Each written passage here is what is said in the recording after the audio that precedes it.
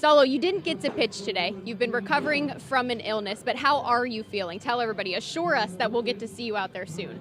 Yeah, so I'm doing all good now. I was absolutely dead on Sunday. I got nursed back to health by my girlfriend, thank God.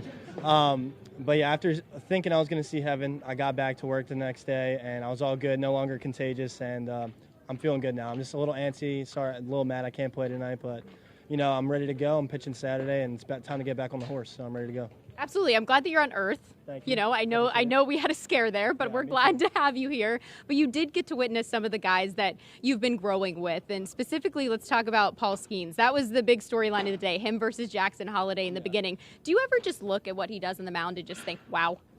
Yeah, I mean, the way watching Paul do his thing is always a great thing to do, and it's just exciting sharing the gym with him and getting after it because, we're always pushing each other, and we got a great group of guys here, and he's a dude that goes out there and does the thing, and, we're all doing our best to do the same exact thing, so it's nice having us all together and just performing and trying to outperform one another.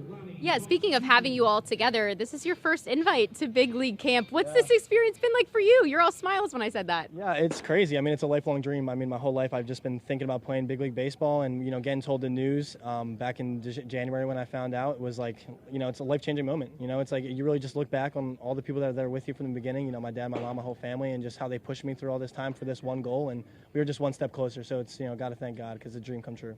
Yeah, one step closer. What's it been like? How do you think you've grown already as a pitcher being able to experience spring training with some of these veterans out here?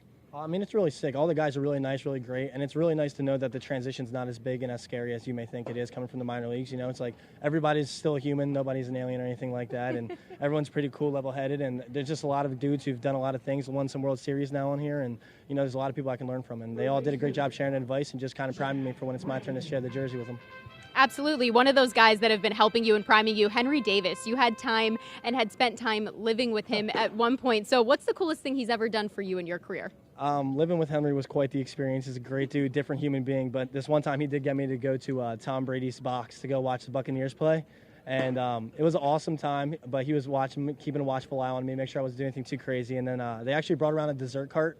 And there was this delicious-looking chocolate cake, and I went to go get it, and he was like, dude, don't go get the chocolate cake. And I was like, bro, we're in Tom Brady's box. I got to go get some chocolate cake. So I tried it, and it was one of the best cakes I've ever had in my entire life. And he took a picture of me and just thought it was so funny, but I have no shame because I don't regret that cake whatsoever. I don't think many of us in this world would regret a Tom Brady slice of chocolate cake. So I'm glad on behalf of America that you went and took the chocolate cake for all of us. Hey, we can't wait to see you out on the mound again. Thank you for stopping by. No problem.